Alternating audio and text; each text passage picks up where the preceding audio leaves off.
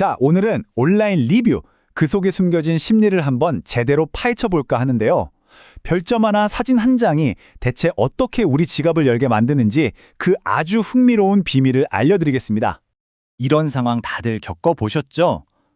머리 스타일 좀 바꿔볼까 하고 앱을 쳤는데 와우, 미용실이 정말 너무 많아요. 이걸 다 어떻게 봐요? 어디서부터 시작해야 할지 진짜 막막할 때가 많습니다. 일단 스크롤을 내리다 보면 이런 리뷰가 딱 눈에 들어오죠. 별 5개, 인생 최고의 커트. 와, 이 한마디에 그냥 마음이 확 쏠리잖아요. 여긴가? 하는 생각이 바로 들죠. 그런데 말이죠. 바로 그 밑에 이런 게 있는 거예요. 별 1개, 다신 안 가요. 방금 전까지 여기다 싶었던 그 마음이 그냥 와르르 무너지는 순간입니다. 혼란스러워지기 시작하죠. 심지어 이런 리뷰까지 등장하면요. 분위기는 좋은데 색깔이 좀 이건 뭐 좋다는 건지 나쁘다는 건지 머리가 복잡해지면서 그냥 에이 다음에 할까? 하고 앱을 꺼버리고 싶어집니다. 도대체 뭘 믿어야 할까요? 바로 이게 우리 모두가 매일 겪고 있는 리뷰 딜레마 아니겠어요? 그래서 오늘 이 복잡한 딜레마를 풀어줄 아주 흥미로운 연구 결과를 하나 소개해드리려고 합니다. 우리는 정말 리뷰의 홍수 속에 살고 있잖아요. 그런데 이 수많은 정보들, 그러니까 텍스트 리뷰, 별점, 사진 중에서 과연 뭐가 우리의 마음을 딱 잡아서 결제하기 버튼까지 누르게 만드는 걸까요? 한 최신 연구가 바로 그 답을 찾아냈습니다. 근데 이 연구가 더 특별한 이유는요. 이 데이터 뒤에 정말 놀라운 한 분의 인생 스토리가 담겨 있기 때문입니다. 어떤 분인지 한번 만나보시죠. 바로 한기훈 박사님이신데요. 이분의 이력이 정말 대단합니다. 55세까지 은행원으로 쭉 일하시다가 은퇴를 하셨어요. 그런데 팬데믹을 겪으면서 다시 공부를 해야겠다고 결심하신 겁니다. 그리고 무려 62세의 나이에 소상공인들에게 실질적인 도움을 주고 싶다는 일념 하나로 박사과정을 시작하셨다고 해요. 정말 대단하죠? 실제로 논문에 이렇게 쓰여 있어요. 현장에서 만난 수많은 소상공인 사업주분들의 현실적인 어려움과 도전의 이야기가 제 연구의 출발점이자 원동력이 되었습니다. 와, 이 연구가 그냥 책상에서 나온 게 아니라 정말 현장에 절박하면서 시작됐다는 게 느껴지지 않으세요? 자, 그럼 이 뜨거운 현장의 목소리를 어떻게 과학적으로 분석했을까요? 이 연구의 탄탄한 이론적 배경을 한번 살펴보겠습니다. 이 연구의 핵심 이론은 바로 SOR 모델이라는 건데요. 이름은 좀 어려워 보여도 내용은 아주 간단합니다. S, 외부 자극이 있으면 O, 우리 몸, 즉 유기체가 어떤 감정을 느끼고 그 결과 R, 어떤 반응, 즉 행동을 하게 된다는 거예요. 예를 들면 길 가다가 맛있는 빵 냄새, 자극을 맡으면 먹고 싶다는 생각, 유기체가 들고 결국 빵집에 들어가는 반응 거죠. 아주 직관적이죠? 이걸 우리가 하려던 미용실 예약에 그대로 넣어볼까요? 자, 온라인 리뷰라는 자극을 딱 봅니다. 그러면 여기 괜찮겠다 하는 신뢰감, 즉 유기체 반응이 생기죠. 그리고 마지막 반응은 바로 예약하기 버튼을 누르는 겁니다. 딱 맞아떨어지죠.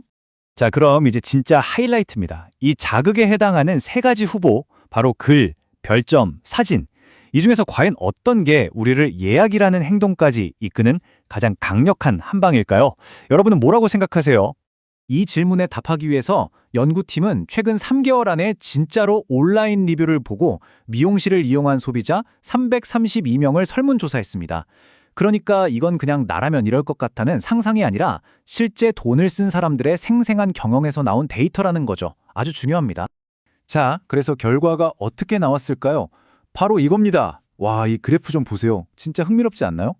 사진, 텍스트, 별점, 이 3가지 모두가 만족감을 예약으로 이끄는 데 큰 역할을 하는 걸로 나왔어요. 그런데 수치를 자세히 보면 정말 아슬아슬한 그야말로 종이 한 장 차이로 별점이 가장 높은 영향력을 보였습니다. 바로 이 숫자 38%가 핵심입니다. 이게 뭘 의미하냐면요. 이 미용실 만족스러울 것 같아? 라는 그 감정을 좋아, 예약하자 라는 행동으로 넘어가게 만드는 다리 역할, 그 연결고리 역할을 별점이 가장 잘 해냈다는 뜻이에요. 최종 결정을 위한 마지막 한 방, 그게 바로 별점이었던 거죠. 결국 이런 겁니다. 우리가 긴 글을 읽고 사진을 보면서 정보를 수집하는 동안에도 우리 뇌는 사실 가장 빠르고 확실한 신호를 찾고 있었던 거예요. 복잡한 교차로에서 직진 사인을 기다리는 것처럼요. 그게 바로 별점이었던 겁니다. 가도 좋다는 가장 강력하고 효율적인 신호였던 거죠. 자, 그럼 이 중요한 사실을 알았으니 뭘 해야 할까요?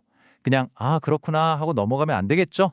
이제 이 데이터를 우리 사업을 위한 강력한 무기로 만드는 방법을 알아볼 시간입니다.